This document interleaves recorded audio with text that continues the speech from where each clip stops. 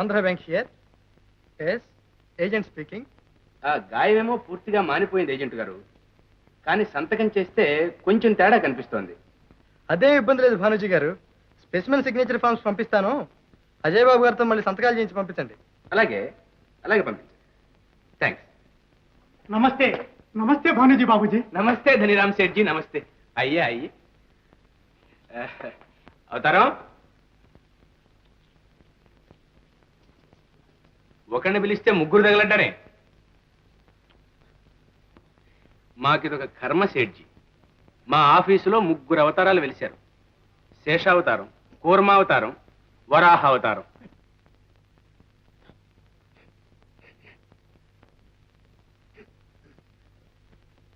శేషావతారం, మొన్న ఒక document type చేయించి పెట్టాను.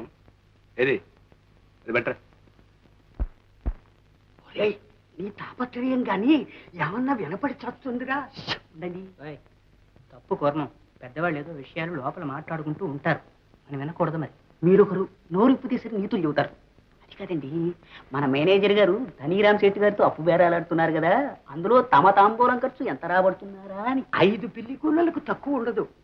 పిల్లి కూనేమిటి ఆ మాత్రం తెలియదటయ్యా. పిల్లి కూన అంటే 1,000. అది వ్యాపార పరిభాష. అయితే శేషం గారు, ఇందులో తమ తాంబూలం ఖర్చు అర్ధ పిల్లి కూనైనా ఉంటుందే అని. మీరు ఆఖరి మాట వినండి సేఠ్జీ. వడ్డీ 12 రూపాయలు రాయిస్తాను, అది హెచ్చదు. అందులో నా తాంబూలం ఖర్చు 2 రూపాయలు, ఇది తగ్గదు. ఏ తాంబూలం ఉన్నారు కదా సార్, తెచ్చాను. పెద్ద మనుషులతో వ్యవహారం మాట్లాడుతున్నప్పుడు లోపలికి రావద్దని ఎన్నిసార్లు చెప్పాను. పొరపాటు సార్. భానుజీ సాబ్, మీరు చెప్పేది నాది ఎప్పుడు ఒకటే మాట ధనీరామ్జీ. బేరమాట అంటేనే నాకు అసహ్యం. దర్జాగా ఉండండి సేఠ్జీ, న్యాయంగా హుందాగా వ్యవహరించండి. ఏకీ బాత్ అంటారు. అచ్చా, డాక్యుమెంట్ రాయించి అజయ్ బాబుతో దస్కత్ చేయించి. భానోజీ గారు, ఇంత వడ్డీ ఏమిటి, ఈ ఫ్యాక్టరీ తనఖా ఏమిటి? ఈ ఏర్పాటు నాకేం ఇష్టం లేదు. నాకు మాత్రం ఇష్టమా అజయ్ బాబు? మనసులో చాలా బాధగానే ఉంది. రేపటిలోగా 1,50,000 ఇన్కమ్ ట్యాక్స్ కట్టాలి. ఎక్కడి నుంచి తీయగలం? మీరే ఆలోచించండి. ఇందులో ఆలోచించేదేముంది? ఇంట్లో డబ్బు లేకపోవచ్చు, కానీ బోలెడంత జవహరి ఉండాలిగా. అమ్మగారి నగలు తప్ప మరే ఉన్నాయి? అవే అమ్మేద్దాం. అమ్మగారి నగలు అమ్మడమా? ఏ ఆక్షేపణేముంది? ఉందే జయబాబు. ఈ ఇంటికి కాబోయే కోడలి కోసం ఆ నగలు దాచి ఉంచామని నాన్నగారు ఎప్పుడూ అంటూ ఉండేవారు. ఇప్పుడేదో మన తాత్కాలికమైన ఇబ్బందుల్లో పవిత్రమైన వారి ఆశయాన్ని చక్రవడ్డీలకు అప్పులు తెచ్చి వంశగౌరవాన్ని తాకట్టు పెట్టడమే వారి ఆశయం అంటారా? శివశివ, ఎంత మాట! అయినా ఆ నగలు నాన్నగారి గదిలో ఉన్నాయి. వారి సంవత్సరీకాల తరువాతగా నా గదులు తెరవడానికి వెళ్ళలేదు. ఈలోగా తెరిస్తే అరిష్టం. ఆ వచ్చే అరిష్టం ఏదో నేనే భరిస్తాను. పెద్దవాడిని చెప్తున్నాను, సాహసం వద్ద జయబాబు. ఏం పర్వాలేదు, మీరు వెళ్ళి వెంటనే గదులు తెరిపించండి. క్షమించండి, అలాంటి పనులు నా చేత చేయించకండి. సరే, అయితే నేనే స్వయంగా చూస్తాను.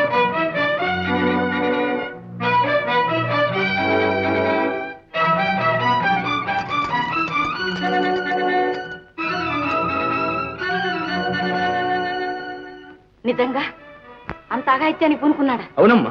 ఎంత అమంగళం. మీరు త్వరగా రావాలి, చేయి దాటిపోతుంది. పదండి.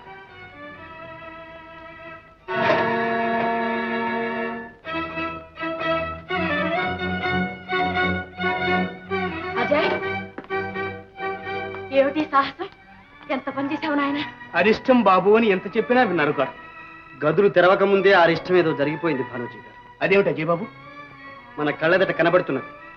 అత్తయ్య చూడలేదు, కానీ మీరు చూడగలరు. ఆ చూచిందేదో అత్తయ్యతో చెప్పండి. ఏమిటి అజయ్, ఏం జరిగింది? వినపెట్టేంత ఖాళీగా ఉంది, ఒక్క నగ కూడా లేదు. నగలు లేవా? ఏమిటి అజయ్ బాబు, ఏమిటి ఘోరకలి? అదేమిటి భానోజీ గారు, వాడిని అడుగుతారు? వదిన గారికి ఎంత జవహరి ఉండేది. అన్నయ్య చేయించినవి తరతరాల నుంచి ఉన్నవి పెట్టి నిండా ఉండేవి. ఏమైనట్లు? అదే నాకు అర్థం కావట్లేదమ్మా. ఎంత బంగారం, ఎన్ని వజ్రాలు! అన్నీ మంచులాగా కరిగిపోయాయా, రెక్కలు చెగిరిపోయాయా? మీకు తెలియకుండా ఏదీ జరిగి ఉండదు. అజయ్ బాబు, ఉద్రేకపడకండి. నాన్నగారు ఆ నగలు ఏం చేశారో నాకెలా తెలుస్తుంది? 1,00,000 వ్యవహారాలు ఉండేవి, అన్నీ నాతో చెప్పి చేసేవారా? భానుజీ గారు, నాన్నగారి వ్యవహారాలన్నీ మీరే చూసేవారు. ఆఖరి గడియల్లో నాన్నగారి దగ్గర ఉన్నది మీరు. అంటే మీ ఉద్దేశం? వేరే చెప్పాలా? అజయ్ బాబు, మీరు నా బిడ్డలాంటి వారు. చిన్నప్పటి నుంచి నా ఒళ్ళో పెరిగారు. నా రక్త మాంసాలు వచ్చి మీ కుటుంబానికి సేవ చేశాను. దానికి ఇదా ప్రతిఫలం? ఆగండి, ఎందుకు అలా ఉద్రేకపడతారు? అజయ్, పెద్ద చిన్న లేకుండా ఏమిటా మాటలు? నువ్వు నన్నే అంటావా అత్తయ్య? కాకపోతే ఏం జరిగిందో భానోజీ గారికి ఎలా తెలుస్తుంది? వాటిని మీ నాన్న ఏం చేశాడు? ఎన్నో విషయాలు నాతోనే చెప్పేవాడు గాడు. సరే, అయితే అంతా మీరే చూసుకోండి. భానోజీ గారు, అమ్మా, పెద్దవారు, మీరు కూడా ఉద్రేకం తెచ్చుకుంటే ఎలాగా? తండ్రి పోయిన దుఃఖంలో నుంచి వాడింకా తేరుకోలేదు. ఆస్తి బాధ్యతలు ఒక్కసారి మీద పడ్డాయి. తట్టుకోలేక ఉక్కిరి బిక్కిరి అవుతున్నాడు. నాకు మాత్రం తెలియదా అమ్మా? అయినా నేను వాడిని మందలిస్తాను. మీరు మాత్రం మనసులో ఏమీ పెట్టుకోవద్దు. అదేమిటి వదిన గారు, మనం పరాయి వాళ్ళమా? తన యావజ్జీవితాన్ని ఇంటి శ్రేయస్సుకే ధారపోస్తున్న శ్రీ భానోజీరావు ఏకైక పుత్రిక అయిన కుమారి సరళ నా ఇంటి కోడలు కావాలి నా కడసారి కోరిక. ఆ? చిరంజీవి అజయ్ నా మాటను మన్నిస్తాడని నమ్మకం నాకుంది. ఏ కారణం చేతనైనా అజయ్ ఈ వివాహానికి ఇష్టపడని ఎడల నాకు గల స్థిర చరాస్తుల్లో సగపాలు కుమారి సరళకు చెందవలసిందని ఇందు మూలంగా నిర్ణయిస్తున్నాను. ఇది నా సమ్మతిని రాసిన వీరునామా. విన్నవా అత్తయ్య?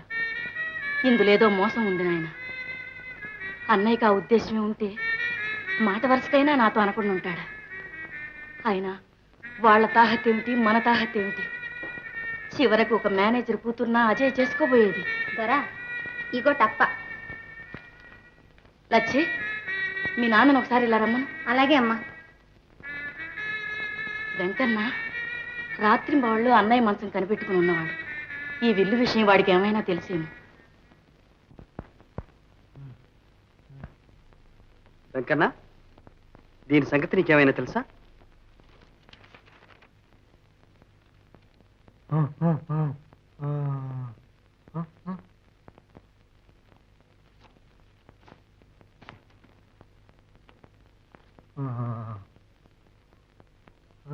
దొరా పెద్దొర సోయలేక పడినప్పుడు బానోజీ దర్గిసుంటి కాగితవాద తెచ్చిండంట. మరి అందుట్లా రాతి గీత యాది లేకుండానంట. కానీ ఆ ఉత్త కాగితంలే దస్క తెట్టించుకుని పోయిండంట. సరే, వెళ్ళండి. ఇప్పుడేమంటావు అత్తయ్య? భానోజీ పరమ దుర్మార్గుడే కావచ్చు, కానీ తొందరపడితే మనకే నష్టం. మన వ్యవహారాల ఆయువు పట్లన్నీ అతని చేతుల్లో ఉన్నాయి. పరిస్థితులు అదుపులోకి వచ్చేంత వరకు అతనితో సన్నిహితంగానే ఉండడం మంచిది నాయన. వీలైనంత వరకు విషయాలన్నీ నువ్వు స్వయంగా చూసుకోవడం మంచిది. అలాగే అత్తయ్య. మీనా, టైం అయిపోయింది. క్యారియర్ సర్దేశావా? ఇదిగో ఒక క్షణం, వంట అయిపోవచ్చింది. త్వరగా.